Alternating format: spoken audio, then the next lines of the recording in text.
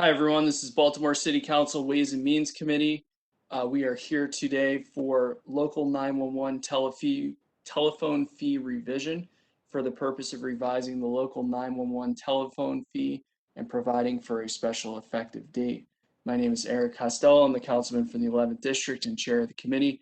I'm joined today by Councilman Chris Burnett, 8th District, Councilman Ryan Dorsey, 3rd District, Councilwoman Danielle McCray, 2nd District, Councilman Robert Stokes, 12th District, and Council Vice President Sharon Middleton, from the 6th District. On behalf of Mayor Brandon Scott, we have Nina Themlis. On behalf of Council President Nick Mosby, we have Matt Stegman and Nikki Thompson. We have 5 agencies that this bill was referred to. We're going to start with the law department. I believe we have Ashley Brown or Elena DePietro. This bill was approved for form and legal I'm going a little too fast this morning. This bill was approved for form and legal sufficiency. Does someone from law want to chime in and confirm that report? Yes, thank you, Councilman. This is Hillary Ruley on behalf of the Law Department. We absolutely approve the bill for form and legal sufficiency, no issues whatsoever. Outstanding, thank you. Next, we have Baltimore City Information and Technology. No objection, defers to Finance and Police Department. I think we have either Todd Carter or Layla Lehman. Hi, Councilman Costello. This is Art Ray from BCIT. Hey. I'm representing Todd and Layla today. And again, we agree with this and defer to Fire Department and Finance. Art, great to hear from you. Thank you very much. Next, we have the Fire Department, no objection, and I believe we have Chief Ford with us today. Yes, sir, Chairman. The Fire Department has no objections. Right. Thank you very much, Chief Ford. Next, we have Baltimore City Police Department. We have Michelle Wurzberger from Government Relations. Good morning, Mr. Chairman, members of the committee. For the record, Michelle Wurzberger, Director of Government Affairs for the Baltimore Police Department. I am joined by Eileen Hall, who is our call center operations manager, just in case there's any questions. But as you mentioned, we have no objection to the bill, and we stand by our report. Thank you, Michelle. And finally, we have Department of Finance, favorable. I know that we have Mara James. Good morning. Yes, Mara James, Legislative Engagement Lead for the Department of Finance. I'm also joined by Pedro Aponte, one of our Assistant Budget Directors. We stand by our report. We support this legislation. Just to give some background for folks, there was state enabling legislation that was passed in 2019 that allows all local jurisdictions to increase their local fee from what the cap was at that time, 75 cents, up to $1.50. The city is looking at increasing just to $1. So this is to help cover the costs of the 911 service. Those costs are currently split between the revenue collected from this local fee and the general fund. So by increasing this fee to $1, we will expect an increase in revenue. We're projecting about 1.6 million, which would decrease the burden on the general fund. We are one of several jurisdictions that are looking at this. There are 4 others that are actually increasing their fee to $1.50.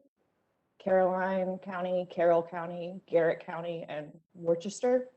And then Wicomico is also looking at increasing just to $1. So I just wanted to provide that context for folks, and we're happy to answer any questions. Thank you. Thanks, Mara. Does this fee apply to mobile phones only, or is it also landlines? It is both. Got it. And I think the next question is for Michelle or Chief Ford. With the projected reduction, hey Pedro, can you go on? I'm here, but I'm having difficulties with my camera. Sorry, Councilman. No, that's okay. Can you please go on? I was getting some feedback. Thank you. Sorry. I think this question is for Michelle or Chief Ford. With the projected reduction in 911 calls as a result of Mayor Scott's recently announced initiative, do we expect that to impact revenue projections for this?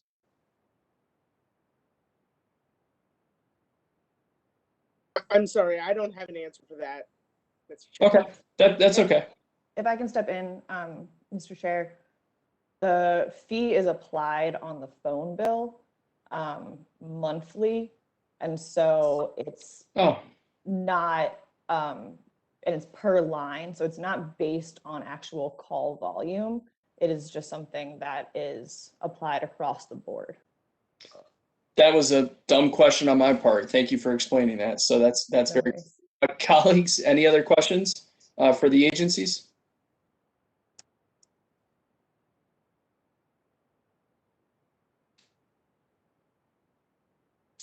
Going one more time, colleagues, any other questions? I'm good. I'll just start looking at my phone bill a little closer now, apparently. Yeah, that was my question. I was trying to think if I had any other follow-ups on that, because that was the first thing I thought of as well. So you're not alone, Mr. Chair. But yeah, I think I'm good. I don't know. Okay, I'm sorry. Good morning, everyone. This is 911 Director Tania Reddick. I'm gonna give you a little insight on the bill. I mean, because I guess some people don't have knowledge, and I'm gonna give you just a little bit that I know. The actual fee increase, it goes towards every smart device that you have on your bill. So you know how some people have like the Apple Watch, the cell phones, the tablets. So it's the increase on all those devices. And the fee increase will go towards 911, meaning it can help pay for our staffing.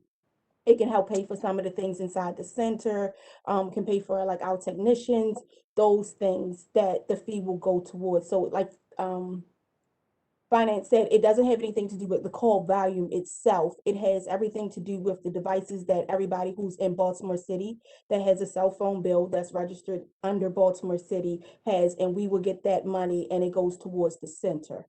Meaning, like I said, it goes towards like paying for some of the staffing, it goes towards some of the technicians, HR, some of our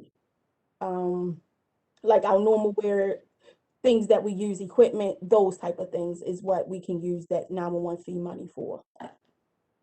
Thank you, Director Reddick. We're also joined by Councilman Robert Stokes from the 12th District. Colleagues, any other questions for the agencies? Yeah, I just have one, Chairman. Yes, Real sir. quick, I know she talked about staffing and 911, y'all do a great job dealing with the calls, the volume of calls that come in. Will part of that money be used for training also? Because you know, technology changes, staffing changes. Will you be using some of that money for training also? Yes, that money can go towards some of our training. It can go towards like our training. We can hire more trainers. We can do like the CTO program, which has our operators that are certified trainers on the floor that will help with people coming in. We can send them to training. So yes, we can use that money in various ways. Okay, thank you. Thank you, Mr. Chair. Colleagues, anyone else? All right, to all the agencies, thank you so much for being with us today. We are going to go into recess and we will announce a voting session on this bill on the City Council website in the very near future. Thank you very much. We're now in recess. Thank you. Thank you, Council. Thank you, Chair. Thank you.